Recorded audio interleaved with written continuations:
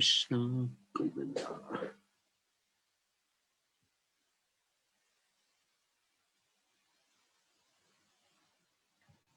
Govinda.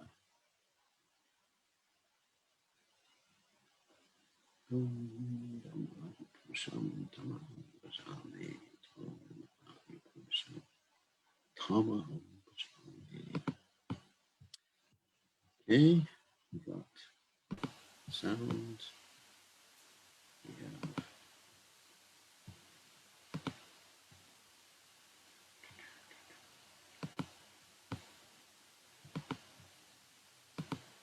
have just one more thing.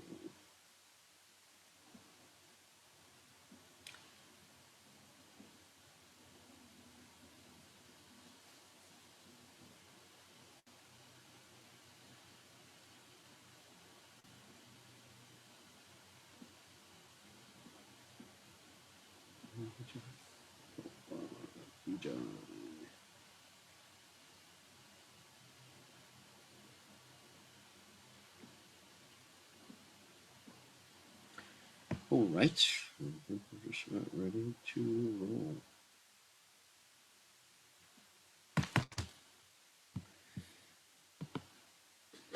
Okay, whoops, I don't want that background. Makes me look I am in the beach. I do not like that.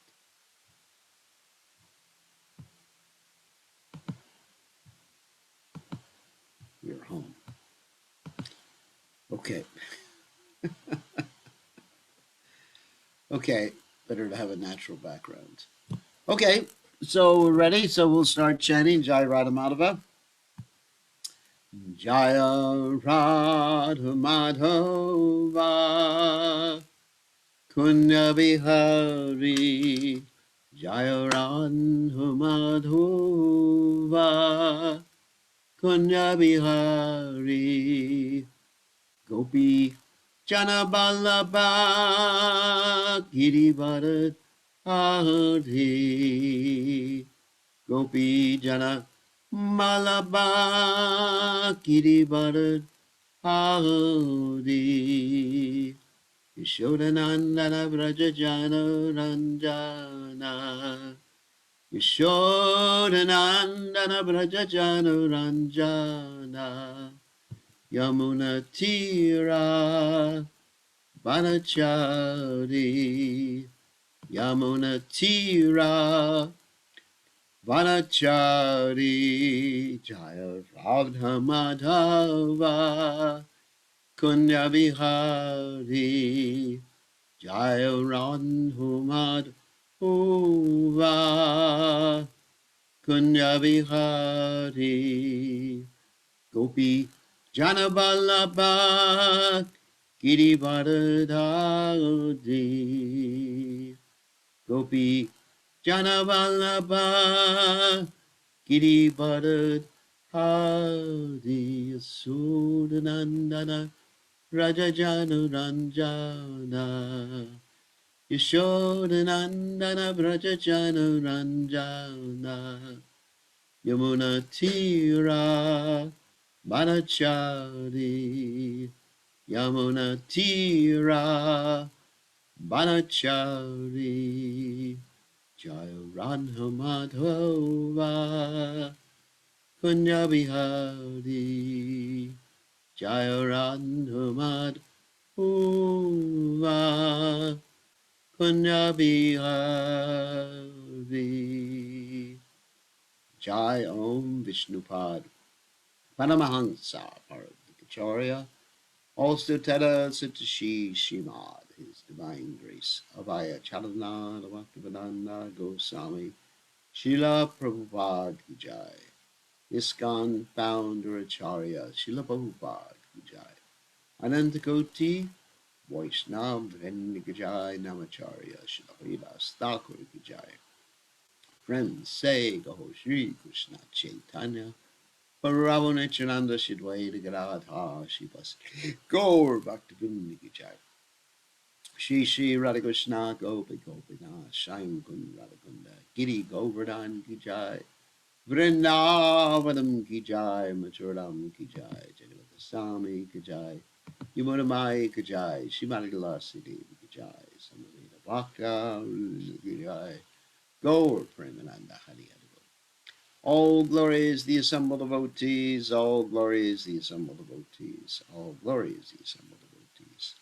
All glory is to Shri Guru and Gauranga Srila Prabhupada ki jai. So, Nama Om Vishnu Padaya Krishna Prasthaya Bhutale Shrimati Bhaktivedanta Swami Namani Namaste Saraswati Devi Gaurani Pachari Nirvashesha Shunyavadi Paschatya Deyasatarni Omagana Timidanda Shagalanjana Shlakaya Chakshura Meditam Yena Tasmai Shri Gurave Namaha.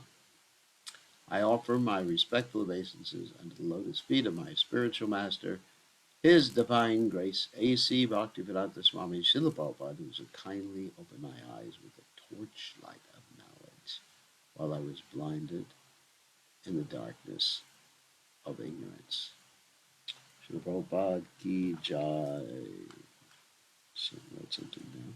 Okay, so we're going to continue with our Bhagavad Gita study, and we are going to go to the 6th verse of the 15th chapter. And remember, we just finished the 5th verse.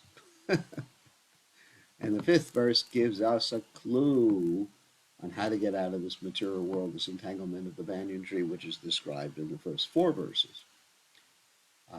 Very important, very, very important verse. Nirmana moha, jita sangha dosha, vyatman necha, varivrita kama, dwan par vimuktara, sukatuka samgya, gachancha buddha, anamavyam tat. That one can get out of this entanglement of the material world if he can give up his false prestige. That is, thinking we are very important. Nirmana, and like Amani Manadena. So, Nirmana Moha, give up the illusion we're the body. Jita Sangha Dosha, give up bad association. Of Yatma Nitya, being established in the eternal truth of the self.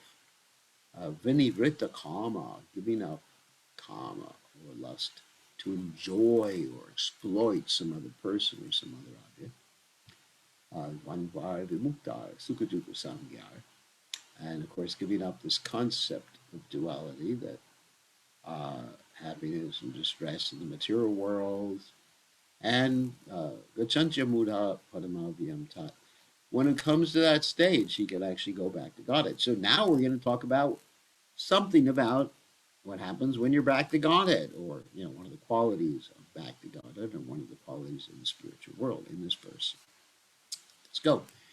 Natag bashyate suryo na shashanko napavakaha yad gatva nadivartante tadama parama mama na nat tat that vasyate illuminates suryaha, the sun, na nor shashankaha, the moon, na nor papakaha, fire or electricity. Yat, where, gatva, going, na, never. Nivartante, they come back, tat dhamma, that abode, paramam, supreme, mama, my. So the translation is that supreme abode of mine is not illumined by the sun or moon, nor by fire or electricity. Those who reach it never return to this material world. So you may think, well, if it's not illumined, it must be really dark. No, because everything there is effulgent. Everything here is naturally dark. That's why we need external sources of light. It's like I'm talking to you, and I have 2 lamps on me because it's not the daytime anymore. And so much artificial light. But if this was the spiritual world, I wouldn't need artificial light. I wouldn't need a computer either. So anyway, so this is the nature of the spiritual world. Everything is effulgent. Not only effulgent, it is sat chidananda, full of eternity, bliss, and knowledge. If you eat a ladu in the spiritual world, that ladu is conscious and effulgent. Wow. And when you eat the ladu, you can talk to the ladu before you eat it, and you can talk to the ladu after you eat it too, because you don't destroy it. The nature of this material world, controlled by the time factor, is that things get destroyed by the time factor. Kala was me, as Krishna says. I am time and also I'm Mritu Sarva Parashaham. I'm all devouring death. So in the spiritual world, nothing gets destroyed. You can eat a laddu and keep eating the same laddu. And you are the body, and the laddu is its body. Imagine having a laddu body. Don't know if I would like that, but Krishna wants, we would have to accept it. The spiritual world, the abode of the Supreme Personality of Godhead, Krishna, which is known as Krishna Loka. That means the planet of Krishna. Go Loka means the planet of the cows. Vrindavana means the forest of Vrinda, is described here. In the spiritual sky, there is no need of sunshine, moonlight, moonshine, fire, or electricity because all the planets are self-luminous. We have only one planet in this universe, the sun, which is self-luminous, but all the planets in the spiritual sky are self-luminous. The shining effulgence of all those planets, called Vaikunthas, which means the planets that don't have anxiety, constitutes the shining sky known as the Brahma Jyoti, that means the light of Brahman. Actually, the effulgence is emanating from the planet of Krishna, Goloka Vrindavan. Part of that shining effulgence is covered by the Mahatattva, the material world. Other than this, the major portion of that shining sky is full of spiritual planets, which are called Vaikunthas, chief of which is Goloka Vrindavan. In other words, in the kingdom of God, which includes everything, in the spiritual world, material world, there is a dark corner. Ooh, a scary dark corner. And guess what? That's where we are. In a scary dark corner. And the majority of living entities are not in that scary dark corner. But we are that scary dark corner. As long as the living entity is in this dark material world, he is in conditional life. But as soon as he reaches the spiritual sky by cutting through the false, perverted tree of this material world, he becomes liberated. Then there is no chance of his coming back here. In his conditional life, the living entity considers himself to be the Lord of this material world. But in his liberated state, he enters into the spiritual kingdom and becomes an associate of the Supreme Lord. There he enjoys eternal bliss, eternal life, and full knowledge. And as we've described before, there's different varieties of associates. There's associates who are just serving Krishna. I mean, I guess the Ladhu would be something like that. There's associates who are friends of Krishna, and friends are also serving. There are associates who are parents of Krishna, and they're also serving. And there are associates who have this conjugal relationship with Krishna, and they're also serving through that relationship. So we have an eternal relationship like that, which we have forgotten. Amnesia. And the process of Krishna consciousness is Jiv Jaga, wake up. Cheto, Darpana Marjana, Bhava, Bhagavad, Vampanam. Cleanse your heart, cleanse the consciousness, cleanse the mind, and then you will see your eternal nature. So the process of Krishna consciousness is not like learning something new. It is a question of remembering who you are. And what we read in the Shastras, there are hints to help us remember. You're a soul. You're part and parcel of Krishna. The cowherd boys are enjoying this particular activity, or the gopis are enjoying, wow. And then you begin to think, wow, that sounds like where I am supposed to be. And then you remember, wow, that's me. Anyway, but you don't identify or think you are the same as those eternal servants of Krishna in the spiritual world. You don't think, hey, that's me. I'm Yashodamai. You're not. You're a servant of Yashodamai. So one should be captivated. There he enjoys eternal bliss, eternal life, and full knowledge. One should be captivated by this information. He should desire to transfer himself to that eternal world and extricate himself from this false reflection of reality. For one who is too much attached to this material world, it is very difficult to cut that attachment. But if he takes to Krishna consciousness, there's a chance of gradually becoming detached. Remember, that's the operative word, gradually becoming detached. That doesn't mean all at once. It means you become more attached to Krishna and nirapeksha, less interested in the things of this world. One has to associate himself with devotees who are in Krishna consciousness. One should search out a society dedicated to Krishna consciousness and learn how to discharge devotional service. In this way, he can cut off his attachment to the material world. One cannot become detached from the attraction of the material world simply by dressing himself in saffron. Too bad. Doesn't work like that. I was talking, I mean, it's a funny story, okay. I was talking to a devotee the other day, one of my disciples, and I was saying to him, so for preaching, you should be willing sometimes to put on pants. And he looked at me. Oh my God, what is my guru saying? And actually, as I was speaking to him, I was wearing pants. So anyway, he said, you should be willing to put on pants, because we want people in certain circumstances to feel comfortable as we explain the philosophy. Because whether you wear pants or whether you wear a dhoti, whatever, the main thing is the purity. As Prabhupada said, purity is the force, books are the basis. Utility is the principle. Utility means doing what's necessary to get people to accept the other principles. Books are the basis. Purity is the force, like that. And so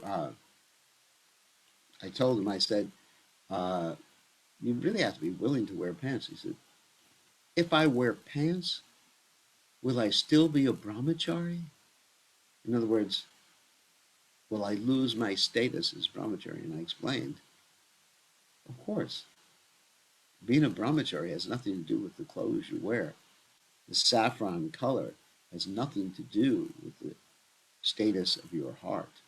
That's what we're really interested in, where your heart is at, how detached. Because what does a brahmachari mean? What does the word brahmachari mean? It means someone who's dedicated to Brahman, wholly and solely, 100%.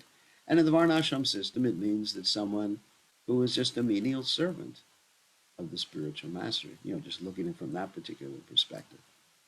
It has nothing to do with the color of the cloth. In fact, when Lord Chaitanya Mahaprabhu took sannyas, he did not wear saffron cloth, although you may see pictures of him wearing saffron cloth. Lord Chaitanya Mahaprabhu wore like a white lungi, which was actually the standard at that time, even for Vaishnava sannyasis. It was Bhakti Siddhanta Saraswati Thakur who introduced saffron cloth for sannyasis. Now, why did he introduce it for sannyasis? Because he wanted our sannyasis to preach widely, and in India, if you wear saffron, people will respect you. That's part of the culture. In America, if you wear saffron or whatever color, it doesn't really make a difference. But in India, there is actually high regard. People hold people who are renounced in high regard. In America, people hold people who are very renounced, maybe not in high regard. They may think that they're a little weird. What's that? You're renounced? Huh? You're not married? What's wrong with you? You got some problem with your internal organs? Anyway, so the saffron cloth is simply used for sannyasi, for brahmachari, to help us preach Krishna consciousness, and also sometimes to help us identify with a certain type of ashram. But otherwise, it doesn't make someone renounced. For example, people would think that when you take sannyas, you automatically become renounced. You grab your gun, you become. It doesn't work like that. The renunciation occurs from, here's the verse we quoted yesterday, Vasudeve Bhagavati Bhakti Yoga Prayojita Janayati Asu Vairagyam Jnanam Chadyad Ahoitakam.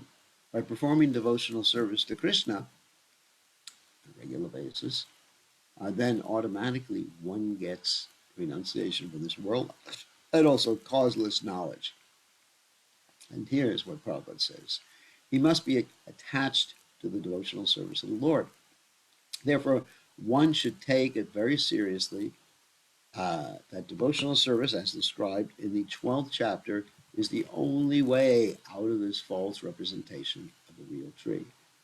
In chapter 14, the contamination of all kinds of processes by material nature is described. Only devotional service is described as purely transcendental.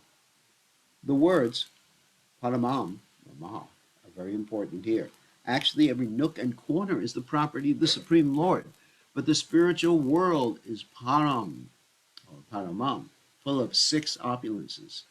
The Katha Upanishad 2:15 also confirms that in the spiritual world there is no need of sunshine, moonshine, or stars. Na tatra suryo bhati, na chandra tarakam. For the whole spiritual sky is illuminated by the internal potency of the Supreme Lord.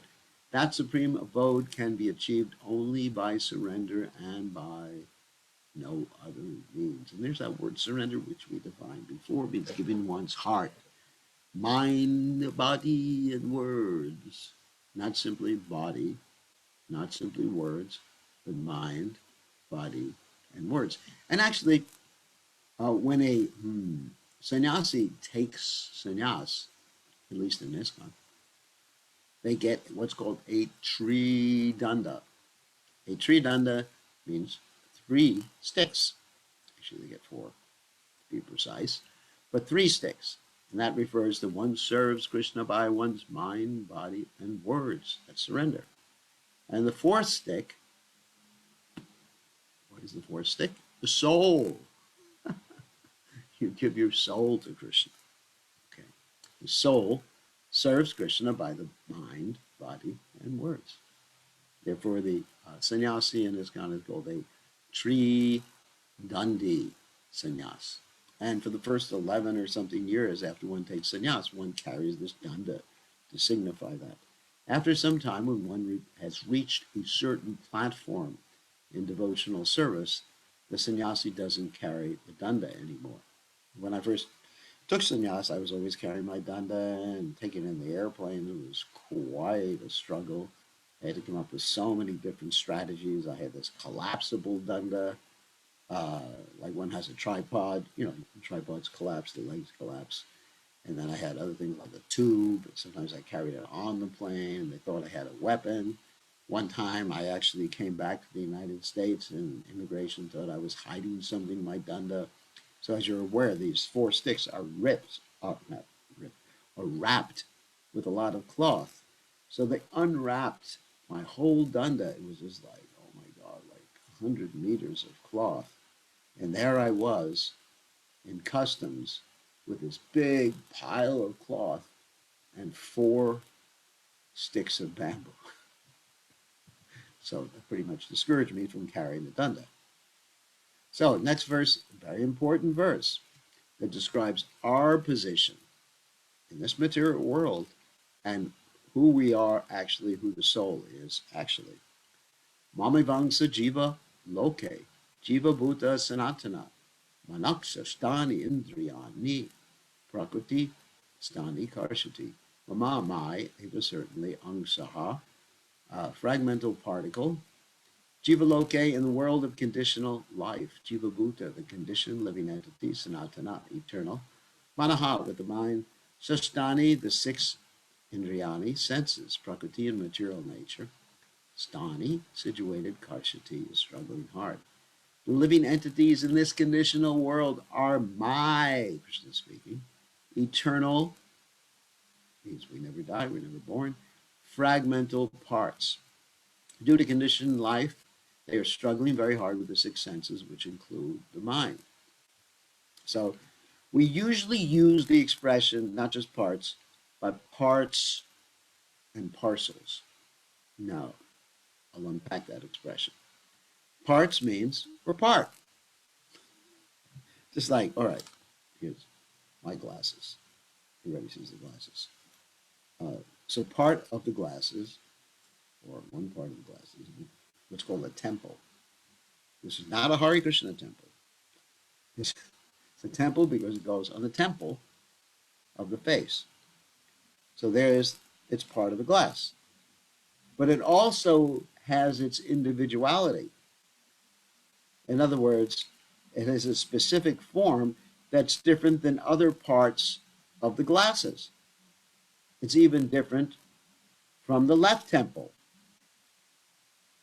You understand? It's specific, and only this part has the same form. It's not the same as the lens. It's not the same as the bridge. This is a bridge in the middle here, the glasses. That's not the same as the other temple. But it's part, and it's also different from everything else. And even though it's part, it's not the whole.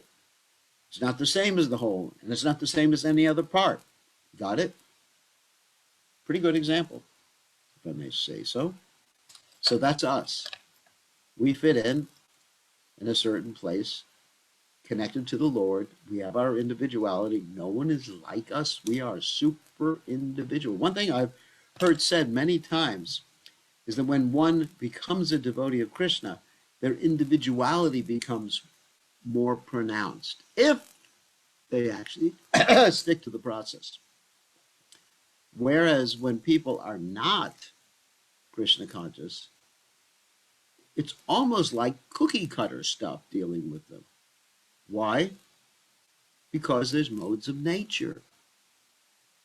Dealing with someone who's not a spiritualist, who's not a transcendentalist, I can actually understand where they're at pretty easily because it's a combination of the modes of nature. 10% mode of ignorance, 40% passion, 50% goodness. Okay, this is how I deal with them. Okay, I've seen that type of person before, been there, done it. But with the devotee, with someone who actually takes up Krishna consciousness, they become so much an individual that it's incredible because their real individuality becomes manifest. Not their stereotypical individuality or so-called individuality that's manifest within this world because of the modes of nature. That's all you see in this world. The soul is just like on this ocean. Sometimes the material world is described as an ocean, the ocean of material existence. And so the soul is just floating on this ocean, and these waves are coming up and down, and the soul is getting nauseous. And that's it. That's the whole material world. Nahi kashchit shanamapi jatutishthati karmakrit karyate yavasa karma sarva prakriti jayaguna. Everyone is forced to act helplessly, not only forced to act, but forced to think in a certain way. You're like little clonies. It's like if any of you have seen Star Wars, you know the clone army. They were programmed to think in a certain way. Of course, some people broke out of that, but that's a different part of the movie. But the clone army. So everyone in this world is like part of the clone army, depending on what modes of nature happen to be influencing them. The whole point is get out of the modes of nature, which was the purpose of the chapter we just read. The modes of material nature. Okay, this chapter previous. So purport. In this verse, the identity of the living being is clearly given. The living entity is a fragmental part and parcel. Here Prabhupada is using that same expression I just used, of the Supreme Lord eternally. It is not that he assumes individuality in his conditional life, and in his liberated state becomes one with the Supreme Lord. He is eternally fragmented. It is clearly said, Sanat Tanaha. According to the Vedic version, the Supreme Lord manifests and expands himself in innumerable expansions, of which the primary expansions are called Vishnu Tattva. Okay, Vishnu Tattva means Krishna himself just acting differently in different circumstances. Tattva basically that's something that is, or something that is eternal. It's a category. And the second expansion, secondary expansions, are called the living entities. That's us. In other words, the Vishnu Tattva is the personal expansion of Krishna, and the living entities are the separated expansions of Krishna. By his personal expansion, he is manifest in various forms, like Lord Rama, who killed Ravan, Nrsingadeva, who killed Hiranyakashipu, Vishnu Murti, that is the form of Vishnu, and all the predominating deities in the Vaikuntha planets.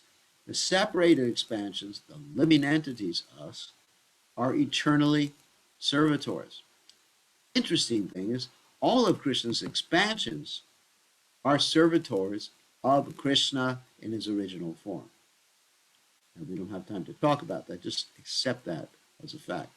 The personal expansion of the Supreme Personality of Godhead, the individual identities of the Godhead are always present. In other words, Krishna's expansions are always there somewhere. Always. They're eternal. And all the pastimes of Krishna, all the pastimes of Lord Nrsingadev, all the pastimes of all the different expansions of Krishna are going on right now. Maybe not on this planet, but they're going on right now in some universe somewhere. These are eternally occurring or reoccurring pastimes. Similarly, the separated expansions of the living entities have their identities. As fragmental parts and parcels of the Supreme Lord, the living entities also have fragmental portions of his qualities, of which independence is one.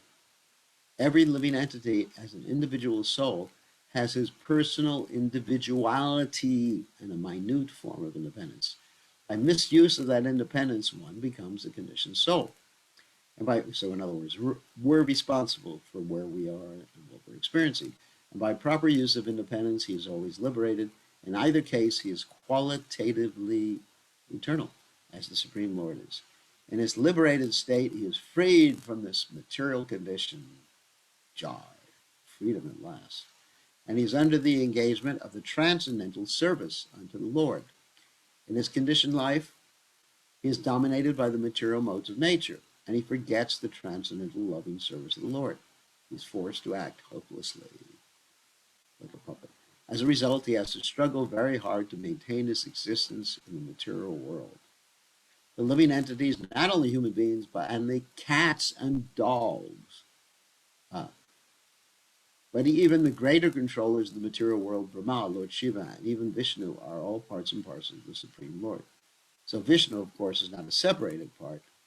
He is equal to the Supreme Lord. He is the Supreme Lord. But Lord Shiva is a special type of expansion. Brahma is generally a jiva soul like us. You can become Brahma, the head of the universe, if you want. You have the head of the whole universe.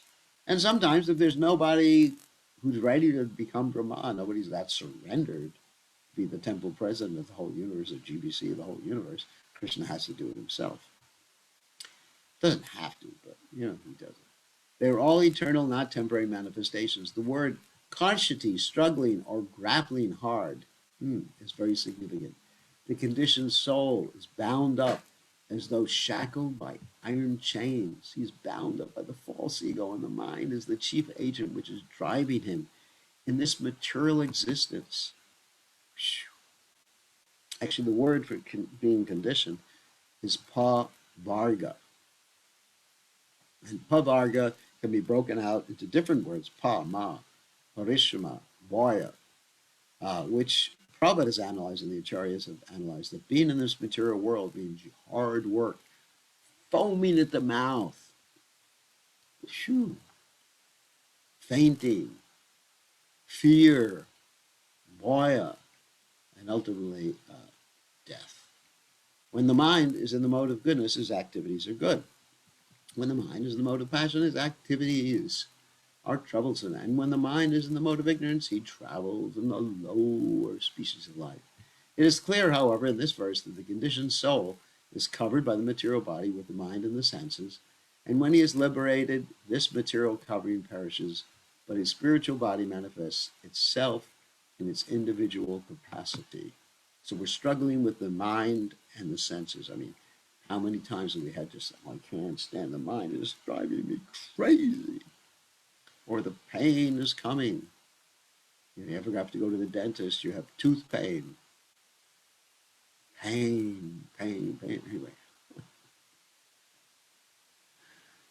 Anyway, the following information is there in the Majjadinayana Shruti. Sava Esha Brahmanishta Idam Shariram Archam Atishrija Brahmabhisham Padya Brahmana Pashati Brahmana Shrinoti Brahman Hai Vedam Sarvam Anu Bhavati.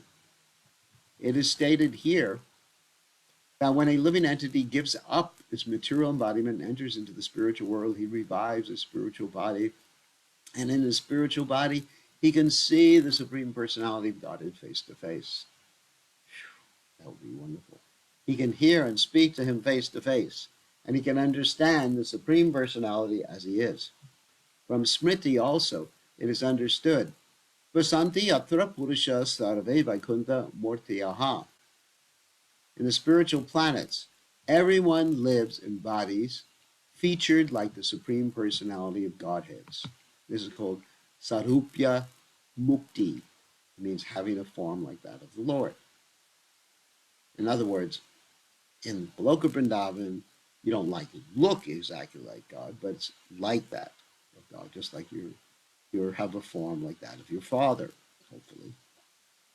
Hopefully. So anyway, as far as bodily construction is concerned, there's no difference between the part and parcel living entities and the expansions of Vishnumurti. In other words, we have a eternally blissful, full of knowledge body, and Krishna has one too. Krishna is one. We are one. Are our bodies in the spiritual world. Krishna is his body all the time. Here we are not our bodies. In the spiritual world, we are our bodies. In other words, at liberation, the living entity gets a spiritual body by the grace of the Supreme Personality of God. To be precise, the living entity recognizes his spiritual body, which is dormant, who he is, covered up by that. Right now, our spiritual body is paralyzed. The words Mame Vangs Chaha, fragmental parts and parcels of the Supreme Lord, are also very significant. The fragmental portion of the Supreme Lord is not like some material broken part. Of course, we are the fragmental portion. We've already understood in the second chapter that the spirit cannot be cut into pieces. This fragment is not materially conceived. It is not like matter which can be cut into pieces and then joined together again. The conception is not applicable here because the word Sanatana, eternal, is used. The fragmental portion is eternal. It is also stated in the beginning of the second chapter that in each and every individual body, the fragmental portion of the Supreme Lord is present. Dehino smin, yata dehe, komaram yoganam chara. Remember that one. Anyway, so Krishna is in everyone's heart, and the soul is in everyone's heart too, the individual soul. That fragmental portion, when liberated from the bodily entanglement, revives its original spiritual body, its original spiritual body in the spiritual sky and the spiritual planet, and enjoys association with the Supreme Lord. It is, however, understood here that the living entity, being the fragmental part and parcel of the Supreme Lord, is qualitatively one with the Lord, just as the parts and parcels of gold are also gold. Another example Prabhupada would often use is that a spark of a fire, in one sense, is qualitatively one with the fire when it's in the fire, but when it leaves the giant fire, then it tends to get a little extinguished. And it can revive its original nature by putting it back in the fire. So we are out of the fire. I mean, not all of you, but let's say in general, people are out of the fire. So their light becomes extinguished, not completely, never 100% extinguished, but covered up. Text 8. It's very interesting information. Shriram yadavapnoti yatschap yukramatishvaraha agritvaitani sangyati vayurganda nivashayat. Shriram, the body. Yat as. Avapnoti gets. Yat as. Chapi also. Ukramati gives up. Ishvaraha, the Lord of the body. Grahitva, taking. Etani, all these. Samyati goes away. Vayahu, the air, Gandhan, smells, Iva, like, Ashayat, from their source. The living entity in the material world carries his different conceptions of life from one body to another as the air carries aromas. Thus he takes one kind of body and again quits it to take another. In other words, your mentality, or the mentality that you have in one life, you take to your next life. You don't remember everything, but you have a specific mentality.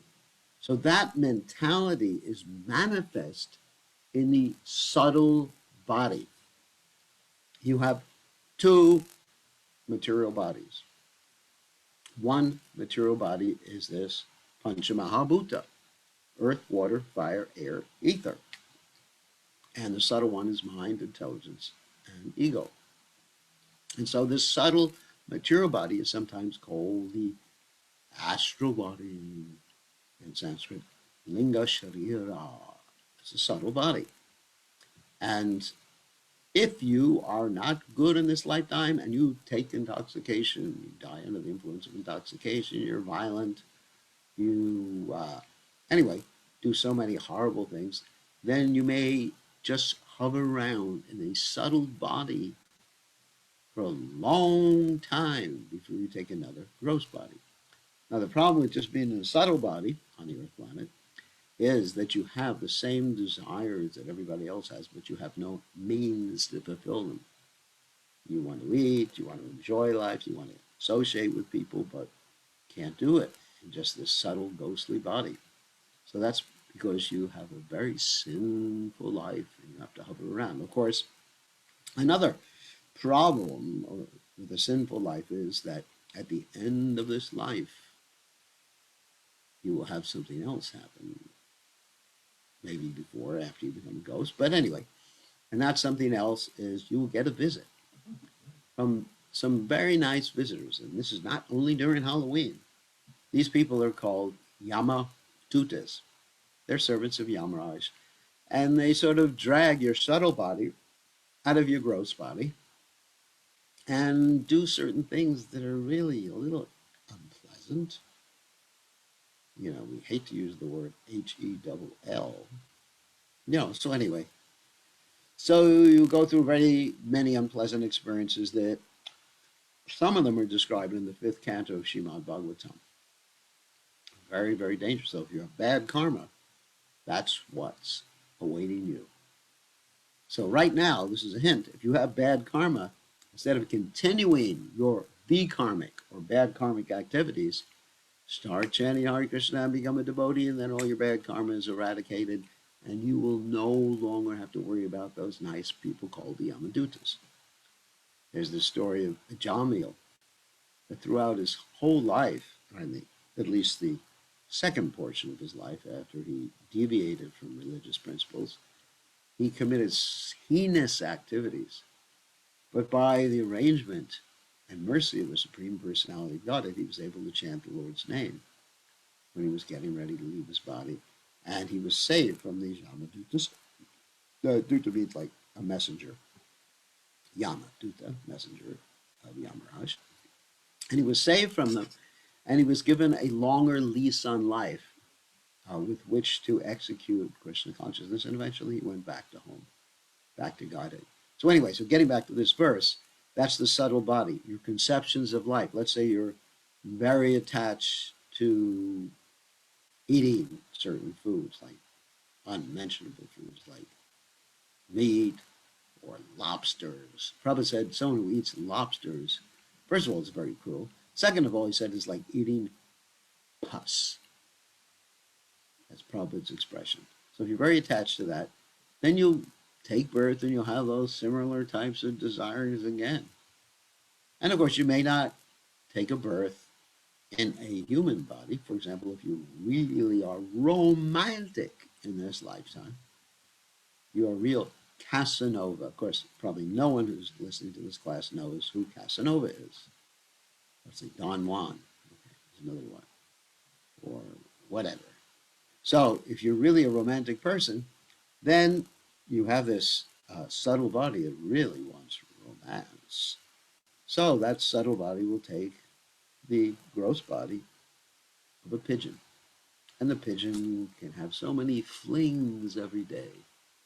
I think up to about 50, Prabhupada said. 50 flings a day. Pretty good. So why settle for one a week when you can have 50 every day? So anyway, so it's a subtle body, whatever shape your subtle body is in. Of course, it is ascribed that devotional service dissolves the material subtle body, so you're left with your spiritual mind and spiritual identity. Instead of false ego, you get real ego. Here, the living entity is described as Ishvara, the controller of his own body. If he likes, he can change his body to a higher grade, and if he likes, he can move to a lower class. Minute independence is there. The change his body undergoes depends upon him. At the time of death, the consciousness he has created will carry him on to the next type of body. If he has made his consciousness like that of a cat or a dog, he is sure to change to a cat or dog's body. And if he has fixed his consciousness on godly qualities, he will change into the form of a demigod. And if he is in Krishna consciousness, he will be transferred where? To Krishna Loka, the spiritual world, and will associate with Krishna. It is a false claim that after the annihilation of this body, everything is finished. This individual soul is transmigrating from one body to another, and his present body and present activities are the background of his next body.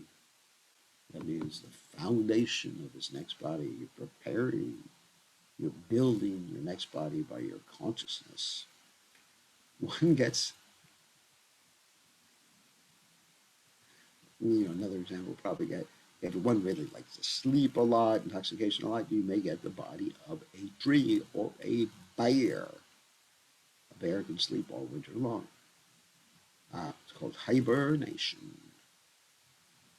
One gets a different body according to karma, and he has to quit this body in due course. It is stated here that the subtle body, which we just talked about, which carries the conception of the next body, develops another body in the next life.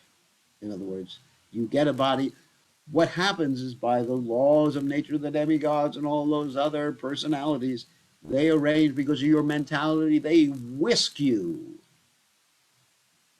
into another body that's appropriate according to your desires and karma. Remember, two things determine your next body: what shape your subtle body is in, and what your karma is in. That is in what type of karma you have. Those are the two things. The two things that determine what type of car you're going to buy: your desire, it's like your subtle body, and your money, it's like your karma. Very simple to understand. So, we are shaping our next body right now. This process of transmigrating from one body to another and struggling while in the body is called karshati, or struggle for existence. And we are certainly doing that. Maybe just one more verse. Shotram chakshu svarshanam cha rasanam grahanam eva cha adishtaya manachchayam vishayan upasevate. Shotram, ears; chakshu, eyes; varshanam, touch; cha, also; rasanam, tongue; granam, smelling power; eva, also; cha, and adishtaya, being situated in; manaha, mind; cha, also; ayam, he; vishayan, sense objects; upasevate, enjoys. The living entity thus taking another gross body, it means earth, water, fire, ether, obtains a certain type of ear, eye, tongue, nose, and sense of touch, which are grouped about the mind. He thus enjoys a particular set of sense objects. So you order them. It's like you go into a restaurant and you say, I would like, Chinese restaurant, for example, I would like 3 from group A and 2 from group B. I would like this nose, like that. Anyway, in other words, if the living entity adulterates his consciousness with the qualities of cats and dogs in his next life, he gets a cat or dog body and enjoys. Consciousness is originally pure like water. But if we mix water with a certain color, it changes. That's like the example I gave for white light. If you put a different filter in front of it, you get a different color. But the white light is always the white light. Similarly, consciousness is pure, for the spirit soul is pure. But consciousness is changed according to the association of the material qualities, its modes of nature. Real consciousness is Krishna consciousness. When therefore one is situated in Krishna consciousness, he is in his pure life. But if his consciousness is adulterated by some type of material mentality, in the next life he gets a corresponding body. Adulterated, that means you mixed it with something. Like if a substance is adulterated, it means it has something else in it. He does not necessarily get a human body again. He can get the body of a cat, dog, hog, demigod, one of many other forms, for there are 8,400,000 species. So many times we meet spiritualists, so-called spiritualists, who tell us you can only get a human body in your next life. And, if you associate with some of these so-called spiritualists, and they may do a past life regression on you, you'll discover that you were something very famous in your last life. Very few people come to the conclusion, I was a dog in my last life. I was a hog, lost hog, in my last life. Most people don't want to hear that, but for many of us, that was the case. And for many of us, if it wasn't for His Divine Grace A.C. Bhaktivedanta Swami Srila Prabhupada, that would be our next life. We would become a dog, a hog, or something even lower than that. So by Prabhupada's mercy, here we are today. And therefore, it's our business to ensure that the people we come in contact with don't become dogs or hogs in the next life. And the way we can do that is by giving people prasadam, the holy name, attracting people to Krishna consciousness. Prabhupada told me when I was teaching Gurukul many years ago that when we fed old prasadam bread to the ducks, baka, to the ducks would actually become human beings in the next life. It's amazing. It's amazing. If someone gets the mercy of a pure devotee, he gets the mercy of Krishna, and he goes back to home, back to God, or becomes a human being in the next life. Just like Lord Chaitanya Mahaprabhu, there's 2 instances where Lord Chaitanya sent a dog back to Godhead. When he was young, he had a puppy. The puppy went back to Godhead. And when he was living in Jagannath Puri, a dog came, and Lord Chaitanya Mahaprabhu was feeding him the substance. He was throwing coconut pulp, green coconut pulp or something to the dog. The dog was catching, chanting, and the dog went back to home, back to Godhead. So by the mercy of a pure devotee, a lame man can walk, a dog can swim, or a blind man can see. This is a statement, of course, about the mercy of Lord Chaitanya Mahaprabhu, which is given by Lord Chaitanya Mahaprabhu's great devotees, like His Divine Grace, A.C. Bhaktivedanta Swami, Srila Prabhupada Jai. So anyway, so now we will take questions, which for everybody is the favorite part of the class at night. All right. Okay, who wants to ask a question first? No one. I hear the people. Oh, Rishikesh, Hare Krishna. What's the question? He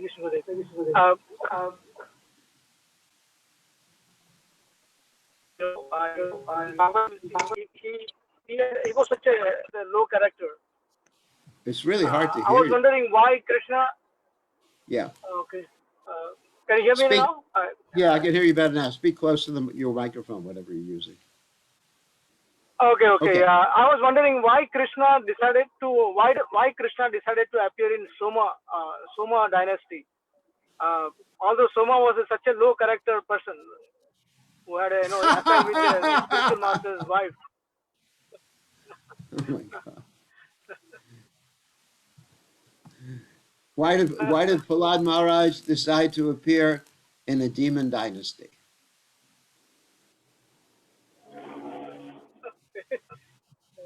A pure devotee can appear in a. Why did Haridas Thakur decide to appear in a Muslim family?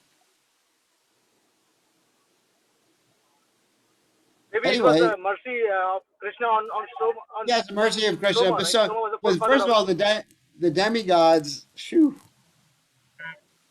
they get their punishments for doing something, but they're devotees, so ultimately they get forgiven. Just Okay. like we've all done so many things in the past, hopefully we get forgiven. You understand? Uh, yeah. I mean, Yeah. Okay. look at Indra. I mean, Indra's made a lot of errors. And even you find in the case of Lord Brahma, I don't even want to tell the story about Lord Brahma because it's not a pleasant story.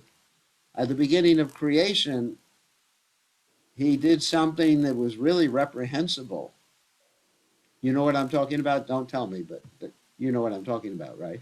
Yeah. Yeah. I know. Yes. Yes. Gurudev. Yes, Gurudev. Yes. And so it's showing by the process of devotional service, there's purification. So don't worry. We don't think about someone's past. If we thought about someone's past, none of us would be here except for Prabhupada, Bhakti Siddhanta Saraswati Thakur. You know, Thank you, I'm Gurudev. somehow Thank you. I'm somehow or other given the service of being a spiritual master. I don't even want to think about my past. It's not that I was born on a lotus flower from my mother's navel. Anyway, that would be funny. Anyway, I, it's not that I was found floating in the Ganges River on a lotus flower one day. But whatever the past is the past. We don't consider a Vaishnava's past. Okay? Thank you, Gurudev. Thank you. Whatever Soma did, we know about it, but we don't. I'm not going to find fault with Soma because he's probably much better devotee than me.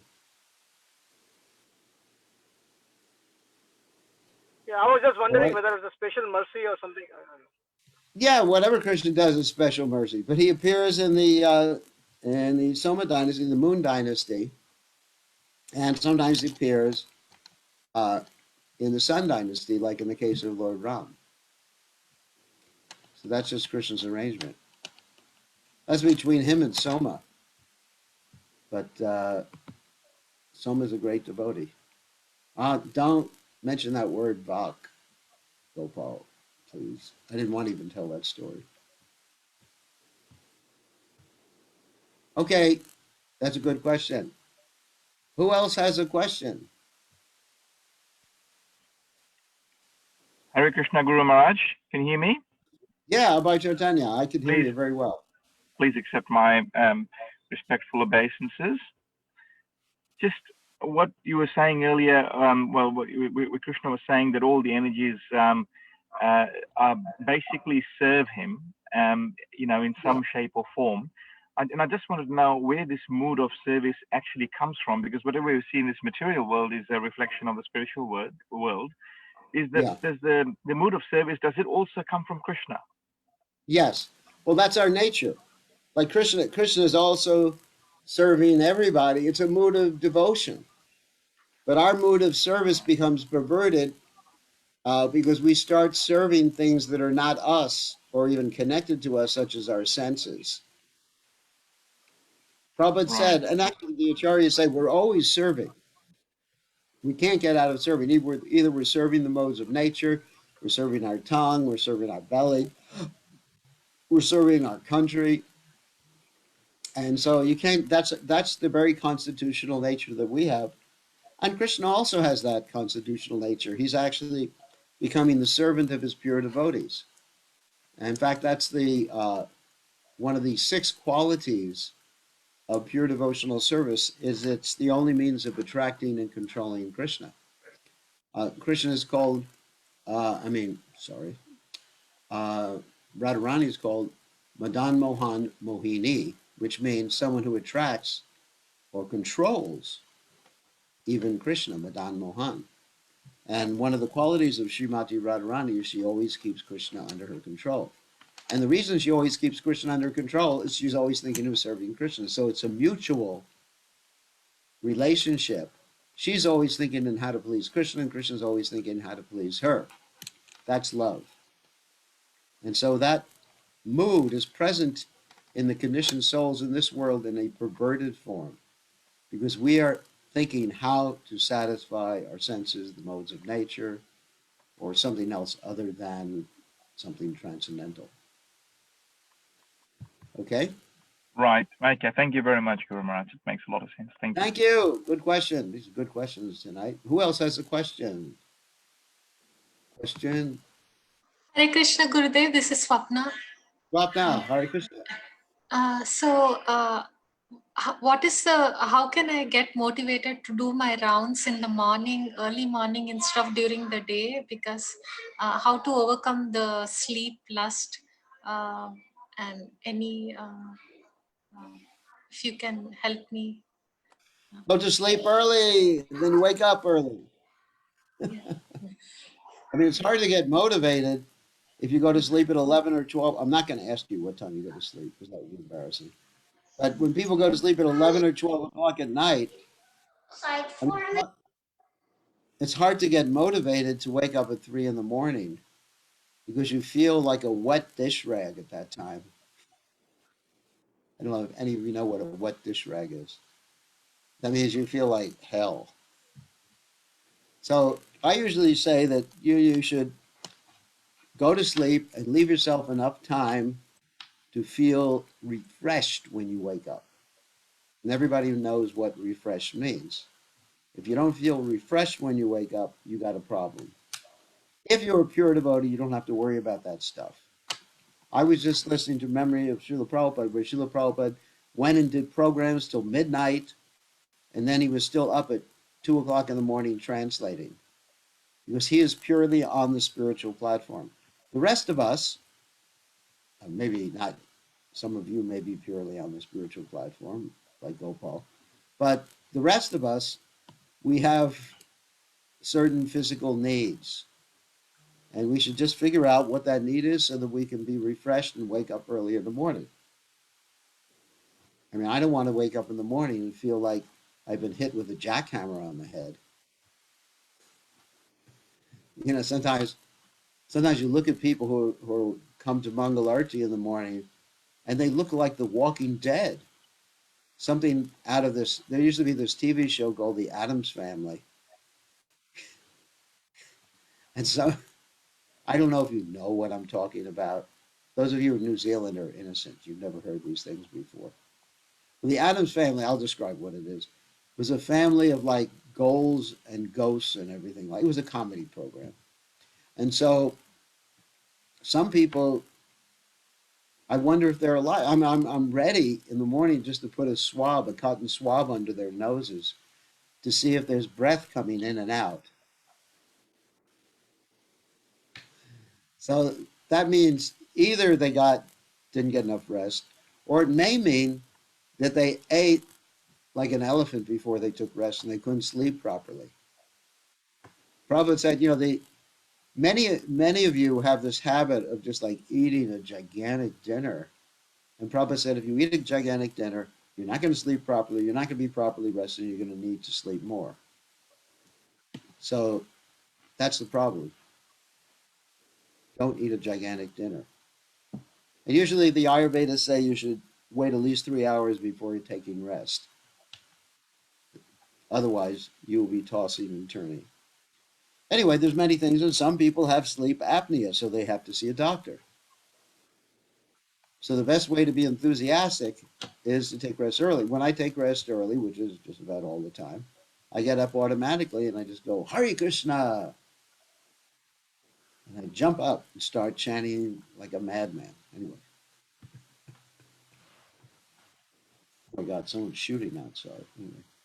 We're in the forest. There's all sorts of people practicing their shooting right now, particularly people who I know. Anyway, so that's the point. And if you hear about Krishna before you take rest, then you're going to be more enthusiastic to get up the next morning enthusiastically. And if you just read the newspaper about Donald Trump before you take rest, then you're going to be really depressed. You're going to be dreaming about him all night long, which is really blissful. Or if you've had an argument with your husband or wife before you take rest, that's another no-no. Or if you had an argument with your kids before you take rest, that's another no-no. So don't do all those things in the evening. Read about Krishna, hearing about Krishna. I remember in the early days of the movement, all the brahmacharis would sit and read, and brahmacharis would sit and read Krishna book before they took rest. And when we woke up in the morning, it was just very light. We felt very light, not very heavy like that. Don't do business or anything at night. Just get up in the morning. It's just so nice. And then you dance for Krishna. Like right now in our Mangalarti, we have many people who dance nicely for Krishna. And it's so encouraging to see people jumping up and down at 4:30 in the morning. It makes me blissful to see that, isn't it? It's blissful. That means that's life. All right. Good question, Swapna. So any other questions? We Thank have you, time for. Guru. Hare Thank you. Krishna Maharaj. Dandavat Yeah. Pranam. Oh, Jaya. See, yeah. Maharaj, I just want to mention that I am able to get up in the morning because of your Mangla Aarti. Oh, It good. is really, it is really so blissful to see devotees dancing up and down at 30 in the morning. And I am able to leave the bed because of that. That's very nice. Yeah, the way we've arranged, thank you for reminding me, the way we've arranged Mangalarti, we have like a split picture on the screen. Yes. On the top half is are the deities, and the bottom half you can see everyone else sleeping. I'm sorry, you can see everybody else dancing. Maharaj, I have a question which is very nice, which is not very nice. Uh-oh. If you receive a wedding invitation from somebody known, close, and it's written, please select your choice of entree, and one of them is beef tenderloin, what you do, Maharaj? One of the answers is what?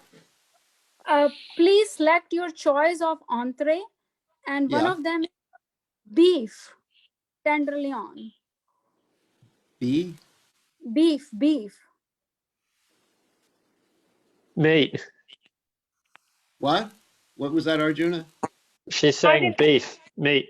Beef. Oh, beef. Oh, I thought you said bees. Anyway, beef. Oh my God. What would you like to eat? Beef. Do you have to go there? Maharaj, yes, it's Because a family member. yes, Maharaj. The family is the mother doesn't eat meat; she is vegetarian. The Yeah. family doesn't eat beef, but the daughter is marrying someone. Probably they eat beef. Ooh. I think you should. What I would do, of course, I'm a sannyasi. I would write a letter to them and say that at least if they're going to serve meat, they should serve not beef. I mean, we Maharaj, wouldn't be in favor. I'm thinking, yeah. This is not proper. Beef. Ew. Anyway, if you have to go, you have to go, but just order a vegetable plate. I mean, sometimes like people work in outside, in the regular world, so to speak. They have to attend functions where people are eating beef or people are eating this or that. And it's just something you got to tolerate. It's just something you got to tolerate. Sometimes if it's a family function, you have to go probably, and you just have to tolerate and look the other way. It's horrible. It's horrible. We have to tolerate so many things, and I don't have any other answer for you other than that. If you have to go, I mean, I don't like to see beef eaten. I don't like to see any animal mistreated, but sometimes we're in a situation and we just have to go, tolerate, and leave as soon as possible. Thank you, Okay. Maharaj. All right. Thank you. All glories, I think, on that happy note. Phew. Wow. I don't know if that's a happy note, but anyway, on that note, tomorrow night we'll continue with the Bhagavad Gita. Thank you all for joining us. It's been very nice. All glory is to His divine grace. Srila Prabhupada ki jai. Haribol.